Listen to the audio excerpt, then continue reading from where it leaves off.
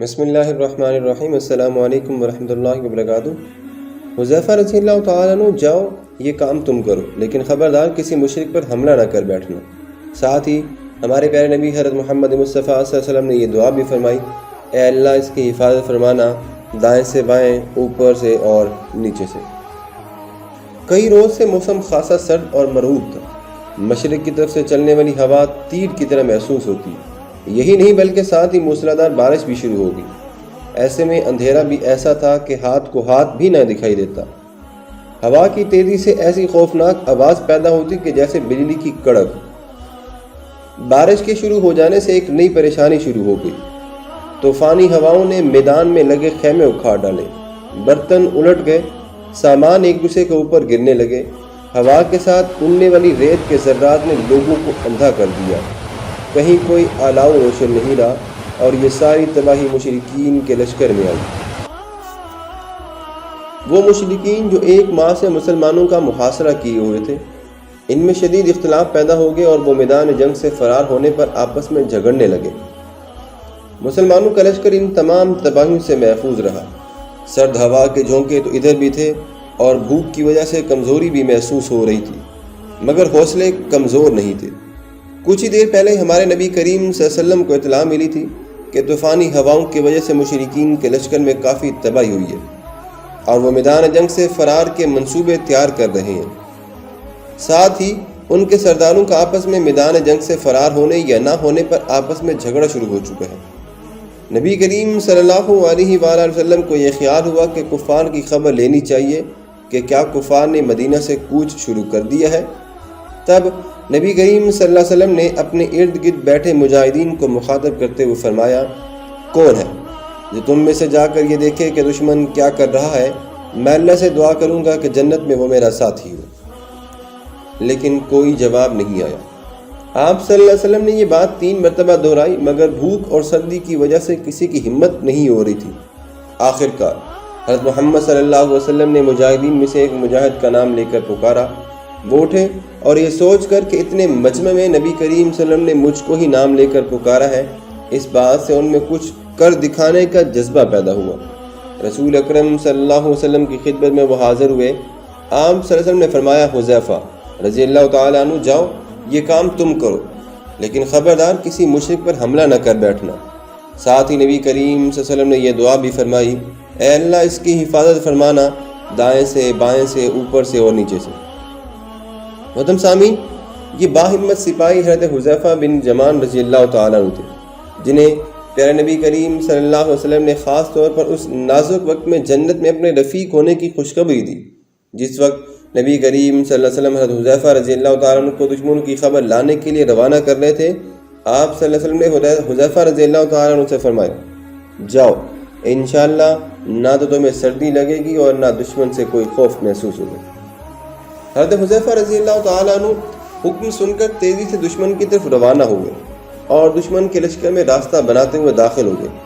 وہاں پہنچے تو عجیب افراتفری کا عالم تھا، ہر ایک کو اپنی اپنی پڑی تھی۔ قریب ابو سفیان اپنے ساتھیوں کے ساتھ بیٹھا تھا اور اپنے ساتھیوں کو اندھیرے کی وجہ سے ہدایات کر رہا تھا کہ اپنے ارد گرد سے باخبر رہنا، کوئی دشمن کا آدمی ادھر نہ نکل آئے۔ حضرت حذیفہ رضی اللہ تعالیٰ عنہ نے نہایت بے خوف اور اپنے دائیں بائیں بیٹھے آدمیوں سے باری باری ان کا نام پوچھا، جس پر انہوں نے بتایا کہ میں فلاں ابن فلاں ہوں، فلاں ابن فلاں۔ مگر اس آفت میں ایسے بدحواس سے کہ انہوں نے حضرت حذیفہ رضی اللہ تعالیٰ عنہ سے یہ معلوم نہیں کیا کہ ہم نے تو تم کو اپنا نام بتا دیا، تم بھی اپنا نام بتاؤ۔ اس وقت بھی تیز ہوا کے چھکڑ چل رہے تھے۔ ابو سفیان نے اپنے ساتھیوں سے کہا، اے قریش، ہمارے اونٹ اور گھوڑے مر رہے ہیں، یہودیوں نے ہم سے غداری کی ہے، آندھی اور طوفان نے ہمارے ساتھ جو کچھ کیا وہ تم دیکھ رہے ہو، اس لیے یہاں سے بھاگ چلو، میں بھی جا رہا ہوں۔ یہ کہتے ہوئے ابو سفیان تیزی سے اپنے اونٹ پر اچھل کر بیٹھ گیا اور تیز دوڑانے کے لیے مارنے لگا، لیکن اونٹ کی گردن اور ایک پیر بندھا ہوا تھا اور اونٹ 3 ٹانگوں پر اچھلنے لگا۔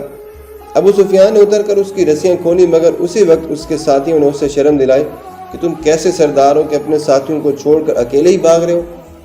تب ابو سفیان کچھ دیر ٹھہر گیا اور جلدی جلدی اپنے ساتھیوں کو چلنے کی ہدایات دینے لگا۔ اس وقت ابو سفیان حضرت حذیفہ رضی اللہ تعالیٰ عنہ کے اتنے قریب تھا کہ حضرت حذیفہ رضی اللہ تعالیٰ عنہ بآسانی اس کا کام تمام کر سکتے تھے، مگر انہوں نے نبی کریم صلی اللہ علیہ وسلم کی ہدایت پر سختی سے عمل کی۔ پھر اس نے اپنے کچھ ساتھیوں کو ہدایات دی، تم لوگ محمد اور ان کے اصحاب کے مقابلے کے لیے یہاں کھڑے رہو، ورنہ وہ لوگ ہمارا پیچھا کریں گے۔ جب حضرت حذیفہ رضی اللہ تعالیٰ عنہ وہاں سے مسلمانوں کے لشکر میں خیریت کے ساتھ واپس آئے، آپ رضی اللہ تعالیٰ عنہ نے دیکھا کہ ہوا اور مٹی کا طوفان صرف کفار کے لشکر تک ہی تھا، یہاں طوفان کا پتہ بھی نہیں تھا۔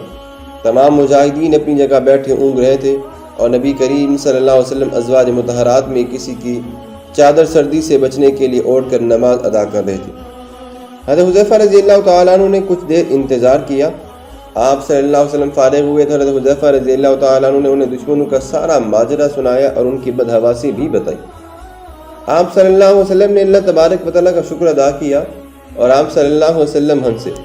اس اندھیرے میں آپ صلی اللہ علیہ وسلم کے دندان مبارک کی سفیدی نظر آئی۔ جب حضرت حذیفہ رضی اللہ تعالیٰ عنہ دشمنوں کی خبر لینے کے لیے گئے تو پیارے نبی کریم صلی اللہ علیہ وسلم کی دعا تھی کہ سردی میں بھی انہیں ایسا محسوس ہو کہ جیسے وہ گرم حمام میں داخل ہو گئے ہوں، مگر جب اپنا کام کر کے واپس آئے تو سردی کی شدت نے ان کو آ گھیرا۔ سردی اور تھکن سے حضرت حذیفہ رضی اللہ تعالیٰ عنہ کا بھی برا حال ہو گیا۔ نبی کریم صلی اللہ علیہ وسلم نے اپنی چادر کا ایک سرا حضرت حذیفہ رضی اللہ تعالیٰ عنہ کے اوپر ڈال دیا اور حضرت حذیفہ رضی اللہ تعالیٰ عنہ اس قدر بے خبر سوئے کہ حضرت بلال رضی اللہ تعالیٰ عنہ نے اذان فجر دی، اس وقت بھی آنکھ نہ کھلی۔ آخر نبی کریم صلی اللہ علیہ وسلم نے آپ کو شفقت سے یہ کہہ کر جگایا، قم یا نومان، اے نیند کے متوالے اٹھ جاؤ۔ یہ سن کر حضرت حذیفہ رضی اللہ تعالیٰ عنہ بیدار ہوئے اور نماز کے لیے باجماعت شامل ہو گئے۔ جب سب نے نماز فجر ادا کر لی تو نکلتے دن کی روشنی میں خندق کے اس پار صبح کی مدھم روشنی میں دشمن کے میدان کی طرف دیکھا۔ میدان بالکل خالی ہو چکا تھا۔ نبی کریم صلی اللہ علیہ وسلم نے بھی تمام اصحاب رضی اللہ تعالیٰ عنہ کو گھر جانے کی اجازت دے دی۔ اجازت پاتے ہی لوگ تیزی سے گھروں کی جانب روانہ ہوئے، لیکن فوراً نبی کریم صلی اللہ علیہ وسلم کو خیال آیا کہ ممکن ہے کہ دشمن کے کچھ جاسوس چھوڑ گئے ہوں اور وہ یہ دیکھ کر اپنے ساتھیوں کو واپس بلا لیں۔ اس خیال کے آتے ہی آپ صلی اللہ علیہ وسلم نے حضرت عمر رضی اللہ تعالیٰ عنہ کے صاحبزادے عبداللہ رضی اللہ تعالیٰ عنہ اور جابر رضی اللہ تعالیٰ عنہ کے صاحبزادے سے فرمایا کہ جاؤ ان لوگوں کو واپس بلا لو۔ یہ دونوں لوگوں کو واپس بلاتے بلاتے ان کے گھروں تک پہنچ گئے، مگر ان لوگوں نے پلٹ کر بھی نہ دیکھا۔ جب یہ دونوں نبی کریم صلی اللہ علیہ وسلم کی خدمت میں حاضر ہوئے اور انہیں بتایا کہ کس طرح لوگوں کو وہ واپس لانے میں ناکام رہے ہیں، تو نبی کریم صلی اللہ علیہ وسلم نے مسکرا کر باقی صحابہ کو اپنے ساتھ ملایا اور خود شہر کی طرف روانہ ہوئے۔